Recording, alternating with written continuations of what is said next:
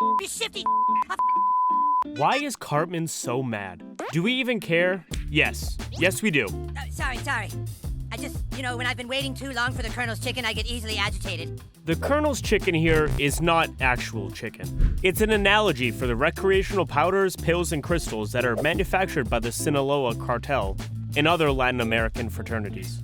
This is a South Park episode that does the best job of portraying addictions, and it's Season 14's Medicinal Fried Chicken.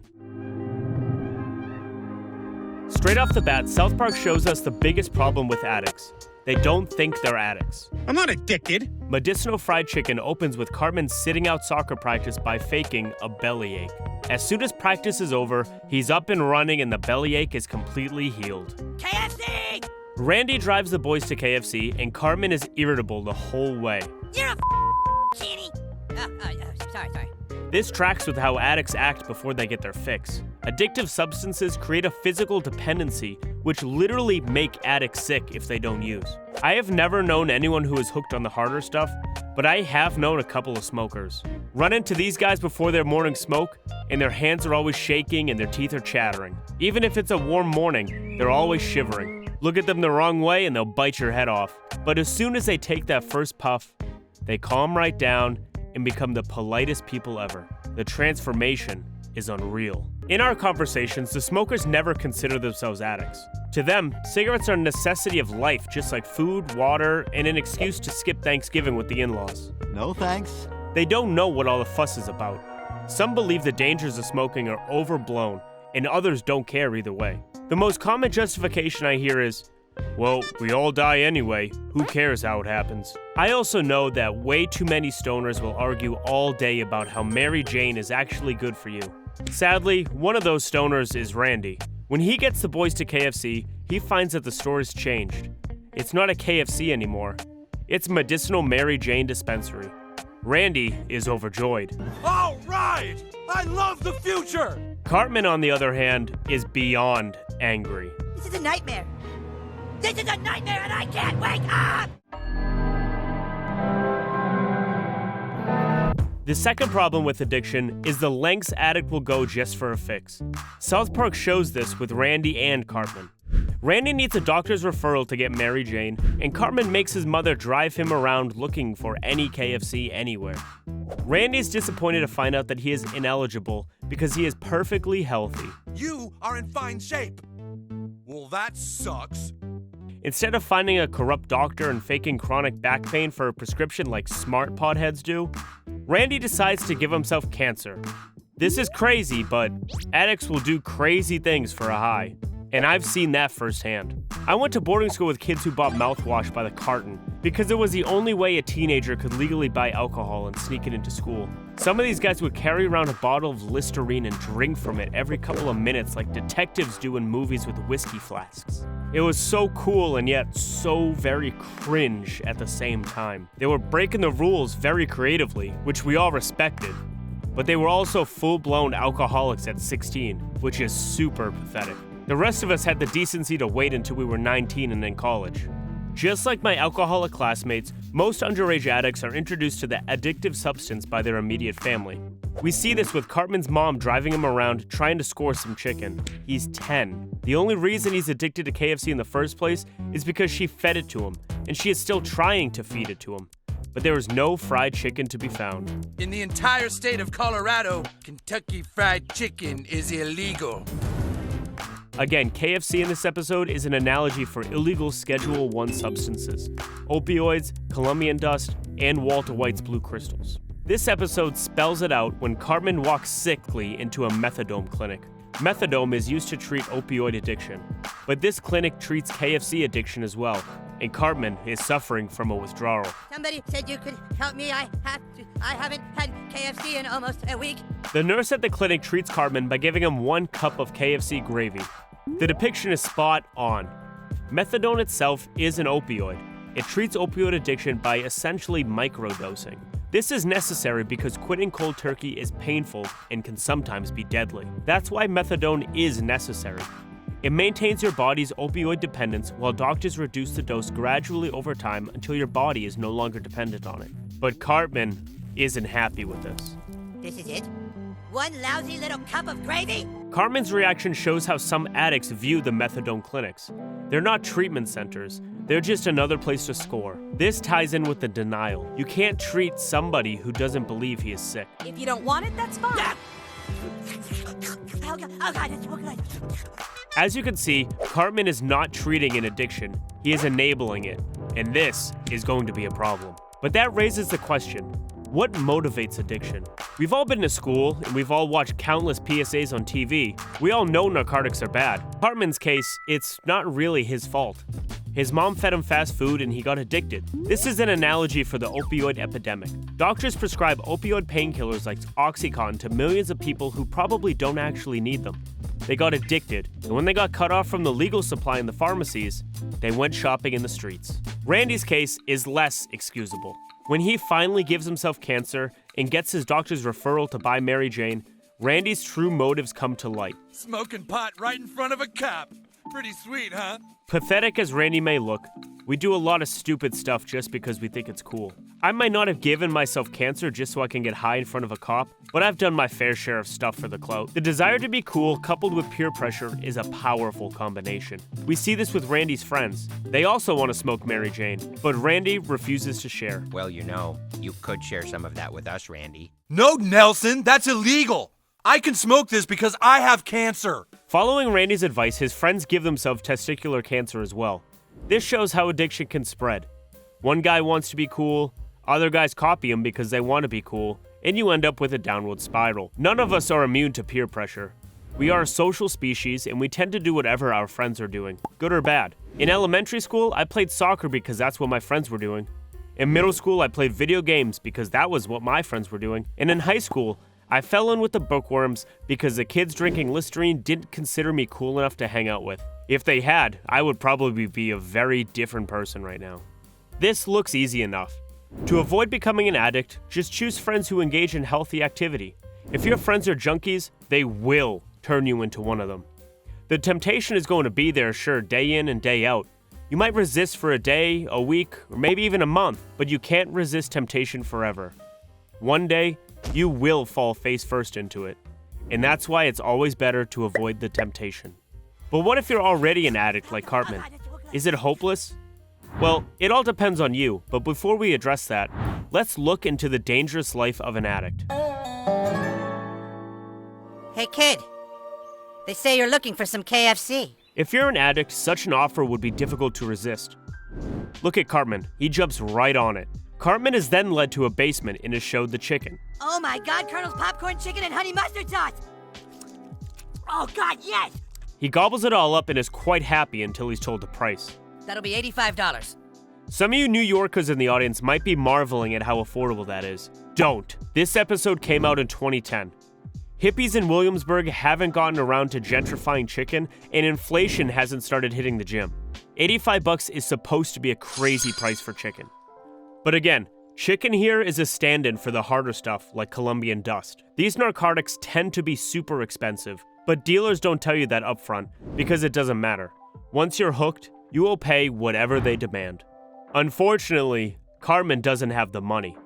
The chicken dealer's henchmen slowly circle around him with baseball bats. And it's about to go down when the dealer, Billy Miller, offers Cartman an out. You're a big boy, Eric. Maybe you can pay me back another way. Do a little job for me. Cartman has to pick up a shipment for Billy. It's risky, but that's precisely why Billy uses them. High-level distributors use lower-level distributors and desperate addicts to do their dirty work while they remain insulated. Cartman could be arrested, robbed, shot, or even worse. But none of that happens in this episode. He meets Bobby's supplier in an alley and tests the product.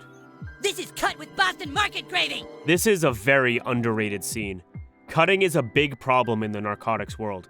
Before we get into how to deal with addiction, I just want to spend a moment on South Park's masterful deconstruction of the genius dealer trope. We see it all the time in movies and TV shows. The super smart substance dealer who succeeds in the trade because he's smarter than everybody else. But how true is this trope? South Park destroys it through the lens of Cartman. After he delivers the first batch of chicken, Cartman gets sent on to another mission to negotiate a deal with the Colonel himself. The narcotic kingpin analogy is very strong with this one. There's even a helicopter hanging scene copied straight out of Scarface. Cartman returns after making a supply deal with the Colonel, double-crosses his boss, and takes over the business. This is where everything falls apart. Cartman doesn't turn into Gustavo Fring or Pablo Escobar.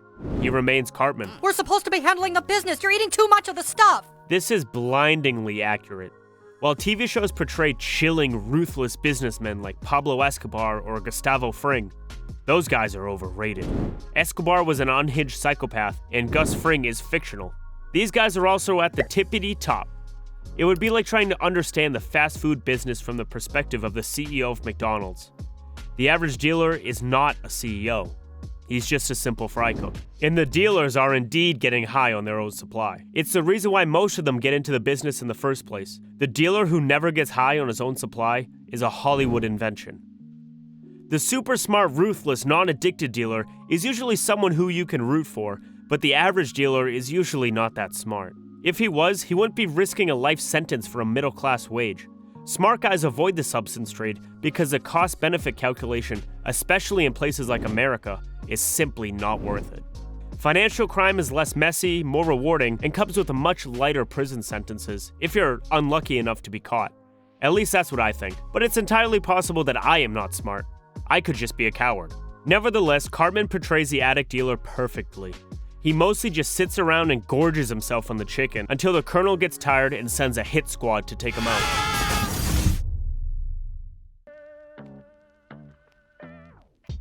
Just like Cartman, Randy neglects his health to focus on his addiction, and his health gets worse. His testicles get bigger and bigger until they're too big to fit through the dispensary door. That doesn't motivate him or his cancer-riddled friends to reconsider their choices. It motivates them to protest for bigger doors. Medicinal fried chicken doesn't provide any solutions. It ends with the town decriminalizing KFC while recriminalizing Mary Jane at the same time. For solutions, we have to look at another South Park episode.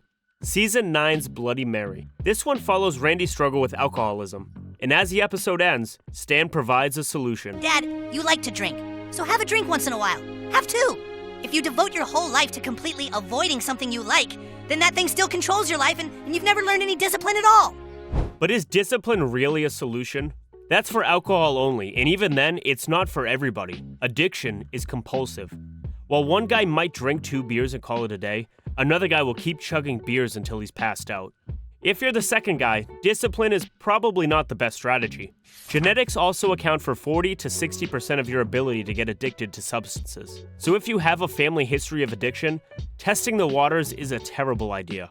A substance like Mary Jane, for example, is generally not addictive to most people, but 10% of users become full-blown addicts, and 30% of users meet most of the clinical criteria for addiction. These are probably the people who are genetically wired to be addicts. Then there are substances like opioids. Those ones will turn you into an addict no matter what genetics you have. Staying away is always the best policy. Now, you obviously can't control your own genetics, but you can control your environment. To an extent. The Constitution says you have to watch at least 2 Bud Light ads per day. Well, let's cut the chit-chat, head upstairs, or we can,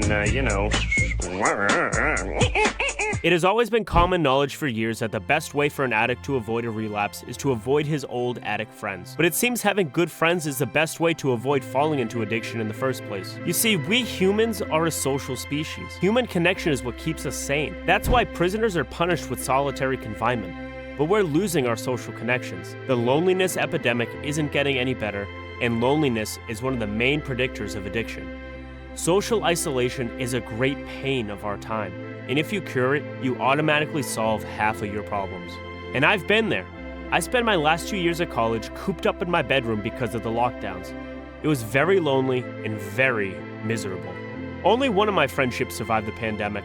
The rest moved way too far away.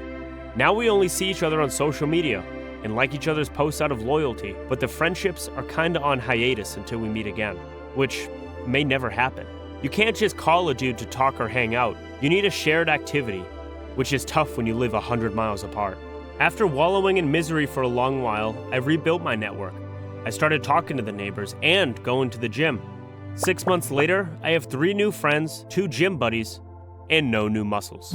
Fixing your loneliness is great and all, but what about legalization? Now, South Park is very pro-legalization, at least for Mary Jane. Regardless of your feelings about it, the stoners have won this round.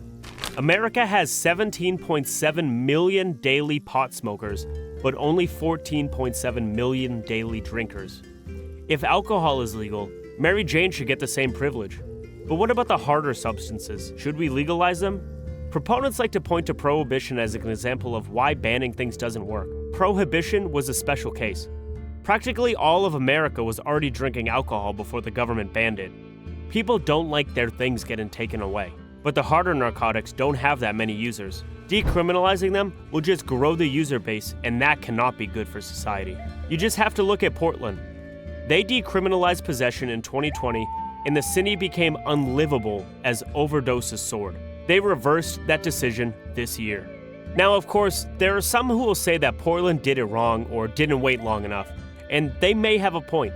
Portugal decriminalized possession in 2001, and their overdoses are down by 80%.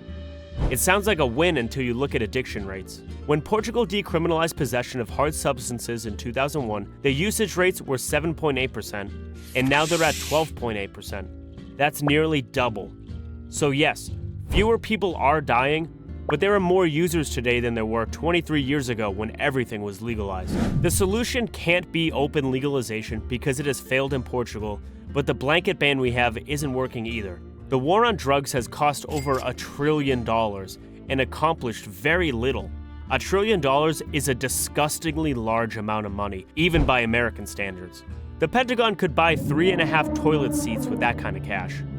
We clearly need better solutions or radically better enforcement. There are also some out there ideas like invading Mexico and wiping out the cartels, but I have a feeling they'll just spring up as soon as we leave. What do you guys think is the best solution? Let me know in the comments below.